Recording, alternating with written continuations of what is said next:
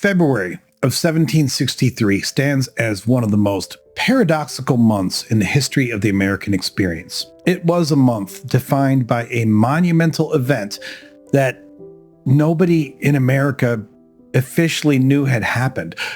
On the 10th day of the month, in a gilded room in Paris, the signatures of tired diplomats fundamentally altered the map of the world, handing the American colonists the prize that they had coveted for a century, the total expulsion of France from North America. And yet, for the 2 million inhabitants of the British American colonies, February was not a month of celebration, but of frozen isolation. Locked in the grip of a little ice age winter that turned harbors into skating rinks and severed the lines of communication with London, the colonies existed in a state of suspended animation. They were a people waiting for a verdict. They knew that the war was winding down, but they didn't know the terms. They knew that they were victorious, but they did not yet know the cost. To understand the American Revolution, one must first understand this specific moment of silence before the noise really began. February 1763 was the deep breath before the plunge. It was the moment when the British Empire reached its geographical zenith and its psychological breaking point simultaneously. So for this chronicle of February 1763, we're going to traverse the frozen landscape of British America during these 28 days, examining the high politics of the Franklin family, the quiet desperation of the frontier tribes, the gambling tables of the merchant class, and the invisible shifts in the tectonic plates of history that would, within a dozen years, tear the entire continent apart. So first, let's look at the meteorology of news, or in other words, the ice blockade. The first week of February found the colonies still paralyzed by weather. Diaries from New Hampshire to the Carolinas record a cold so profound it became a physical weight on the population. In Philadelphia, the Delaware River was frozen solid, a bridge of ice that allowed heavy ox carts to cross from the city to the New Jersey shore. And while this provided a carnival atmosphere for the local children, for the merchant class, it was pure catastrophe. The colonial economy relied on the packet ships, the mail and cargo vessels that connected the New World to the Old. In February 1763, these ships could not dock. They were forced to anchor miles downriver or divert to the ice-free waters of the southern colonies. This created an information famine. The printers of the great colonial newspapers like the Pennsylvania Gazette and the New York Mercury or the Boston News Letter were forced to apologize to their readers. They had no fresh advices from London. Now, while this may seem like just a minor inconvenience, in some respects this silence was dangerous. The colonies were rife with rumors. You see, speculation was running wild that the peace talks had collapsed, that the Spanish were planning a counter-invasion, or that the French would refuse to surrender the Mississippi.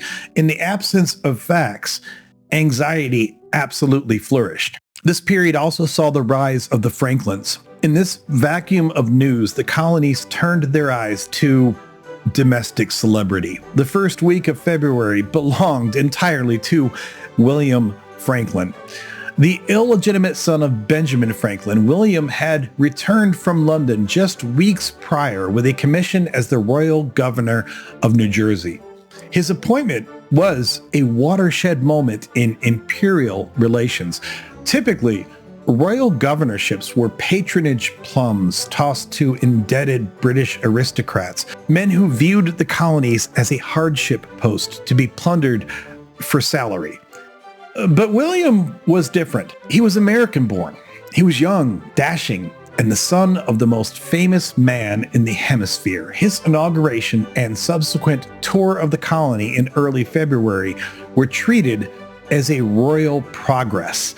He was feted in Perth Amboy and Burlington. The colonial elite looked at William Franklin and saw their own future, a world where Americans were not second-class subjects, but equal partners who could rise to the highest offices of the empire. But the irony of this moment is rather staggering. In February 1763, the Franklins were the ultimate loyalists. Benjamin was in the Pennsylvania Assembly fighting to have the proprietary government, the Penn family, replaced by direct royal rule. William was the king's representative. They were the architects of imperial unity. Neither father nor son could have imagined that the very victory they were celebrating and the government that William now represented would soon unleash the forces that would drive them into opposite trenches of a civil war. Then there was the treaty and the trade. So here was the event. On February 10th, 1763, the Treaty of Paris was signed. The Duke of Bedford, representing King George III, finalized the deal with France and Spain. Here were the gains. Britain received Canada, the islands of Grenada and the Grenadines, and arguably, most importantly, all French territory east of the Mississippi River.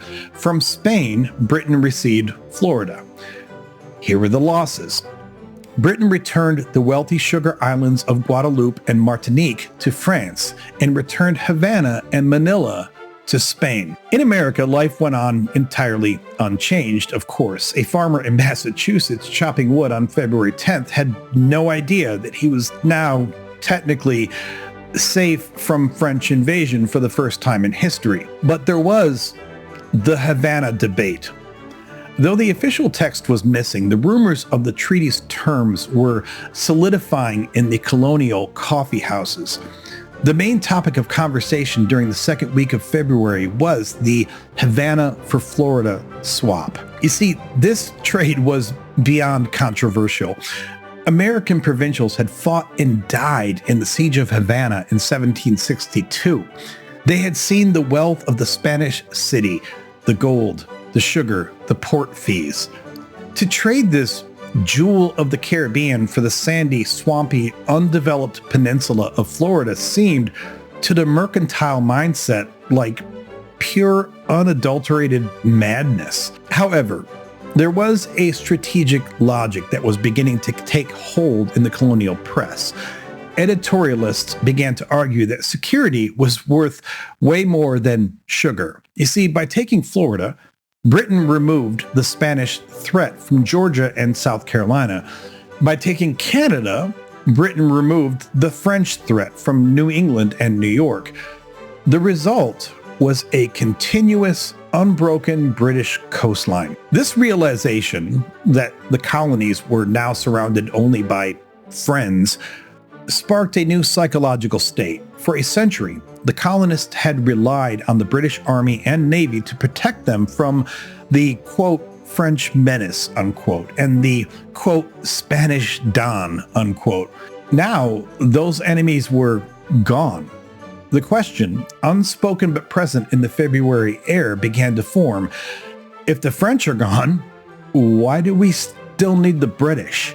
This peace also brought about a merchant's gamble. You see, in the counting houses of Boston and Newport, the peace was a bit of a financial crisis. War is profitable. The British Army had spent millions of pounds in the colonies buying grain, horses, and timber. And now the army was contracting. The flow of sterling was drying up. And simultaneously, merchants were sitting on warehouses full of goods bought at high wartime prices. They knew that once the peace was official, trade routes would reopen and prices would drop. And during this week, merchants faced a dilemma. Did they sell now at a loss, or hold on and hope that prices recover? Did they send their ships out now and pay high wartime insurance premiums, or wait for the official news of peace to drop the rates? The coffee houses of Lower Manhattan became casinos of speculation. Men bet their fortunes on the arrival dates of ships, praying for the packet that would confirm the peace and crash the insurance markets. Then there was the invisible enemy that was present in the frontier vacuum. While the cities debated economics, the western frontier was experiencing a dangerous silence. The French withdrawal had begun. French garrisons were slowly abandoning the forts in the Pays d'en Haut, which is the upper country or the Great Lakes region. But the British replacements were slow to arrive due to the frozen lakes. This created a power vacuum. The Native American tribes, the Ottawa, the Ojibwa, the Potawatomi, the Huron, the Miami, and the Delaware, they were watching. There was also a collapse of the middle ground. You see, for decades, the French had maintained influence not through force, because they didn't have enough soldiers, but through what they called the middle ground, a system of cultural mediation, gift-giving, and mutual respect. The French Anantio, or governor, acted as a father figure who settled disputes and provided ammunition for hunting. But in February 1763, the British commander-in-chief, General Geoffrey Amherst, made it clear that he would not play this game. Amherst viewed the Indians as conquered subjects. He issued orders to cut off bribery, which is what he called gift-giving, and crucially, to restrict the sale of gunpowder and lead. Now, in the dead of winter, this was not just a policy change. It was a death sentence. The tribes needed powder to hunt for food. During the third week of February, as snow lay deep in the Ohio Valley, this policy began to bite, and resentment boiled over. And this was manifested in the prophet and the chief. See, it was in this frozen month that the intellectual architecture of Pontiac's war was erected. First, there was Neolin, who was a Delaware prophet. He was a spiritual leader who preached that the native people had been corrupted by European goods. He had a vision from the Master of Life telling the tribes to drive the redcoats back into the sea and to return to their traditional ways. And then you had Pontiac, who was the Ottawa war chief. He took Neolin's spiritual message and weaponized it. During mid-February, while British officers at Fort Detroit complained about the cold and played cards, Pontiac was sending runners with wampum belts to the neighboring tribes. The message was seductive. The French are not truly gone. The King of France is sleeping. If we strike the British now, he will wake up and send his great war canoes to help us. It was, unfortunately, a lie. The French had truly surrendered, but it was a necessary lie. It gave the tribes the hope that they needed to organize. The bloodshed of May 1763 was being planned in the silence of February. Then we had smallpox anxiety. You see, in the coastal cities, the enemy was microscopic. Smallpox was the scourge of the 18th century, and winter was its season. In Charleston, South Carolina, the Gazette reported a growing outbreak. The city was in a panic. The pest house on Sullivan Island was filling up. In Boston, the debate over inoculation raged. In 1763, inoculation, or variolation, involved infecting a patient with live smallpox matter to induce a mild case. It was, quite frankly, dangerous. It could kill the patient, and worse, the patient could become contagious. This week saw town meetings in New England debating whether to ban inoculation hospitals within city limits. It was a class struggle. The wealthy could afford to retreat to private country estates to be inoculated in safety, while the poor were left in the crowded, infected city. This tension between the better sort and the mob was a precursor to the class friction that would fuel the Sons of Liberty. It's interesting to note that in the fourth week of February, there was Washington's very quiet birthday. On Tuesday, February 22nd, George Washington turned 31 years old. There were no fireworks. He was not a general, nor a president. He was a retired colonel of the Virginia militia, currently serving as a burgess and running a tobacco plantation. His diary from this period is painfully mundane. He worried about the weather. He worried about his stepdaughter Patsy's epilepsy. He worried most of all about debt. Like many Virginia planters, Washington was land rich but cash poor. He was heavily indebted to merchant houses in London. In February 1763, Washington's frustration was personal, not political. He felt the British merchants were cheating him on the price of his tobacco and overcharging him for the luxury goods that he had ordered. This personal economic grievance was the seed of his political radicalization. Washington was beginning to realize that the economic system of the empire was rigged against the colonial producer. Now, to be fair, he was not yet a revolutionary, not by a long shot, but he was a man realizing that he was being exploited. And then there's the Berbice warning. On February 23rd, thousands of miles away in the Dutch colony of Berbice, which is modern Guyana, a massive slave rebellion erupted. Led by a slave named Cuffy, the rebels seized control of the colony, forcing the whites to flee.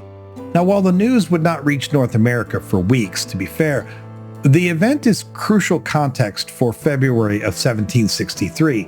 The American South was, of course, a slave society.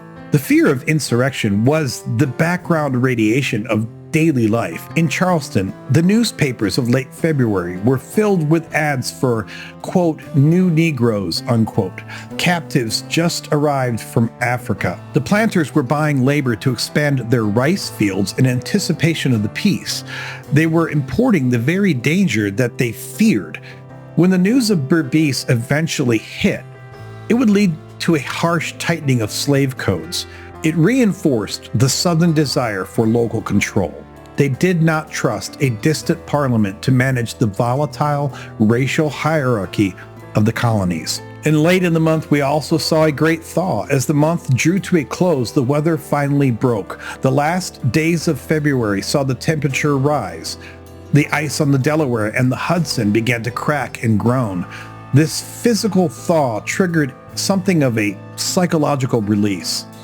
The Flaxseed Fleet in New York prepared to sail for Ireland. The backlog of mail began to move. The colonies were, at last, waking up. So here is the thematic landscape of February. To synthesize the news of February 1763 is to look at a tapestry of contradiction. First, there was a contradiction of identity. Never had the colonists felt more British. They drank British tea, they wore British cloth, and read British books. They had just helped British armies conquer a continent. They viewed the Union Jack not as a flag of occupation, but as a flag of liberty. They believed that the British Constitution was the guarantor of their rights. The tragedy is that the British government was, at this exact moment, deciding that the colonists were not equal Britons. In London, the ministry was looking at the £130 million war debt and deciding that the Americans were subjects to be taxed, not partners to be consulted. There was also the land contradiction. See, in February, every eye was turned west. The Ohio Company, the Susquehanna Company, and thousands of individual squatters were packing their wagons. They believed that the Treaty of Paris had opened the gates to the Pacific. They did not know that King George III had already discussed the Proclamation of 1763. They didn't know that the British government intended to draw a line down the Appalachians and forbid them from crossing it. The colonists were revving their engines for a land rush that the Crown was about to outlaw. And then there was the contradiction of the economy. The colonies were in a post-war bubble. Credit was overextended. Merchants had overbought. The artificial stimulus of military spending was disappearing. February 1763 was the tipping point into a severe post-war depression.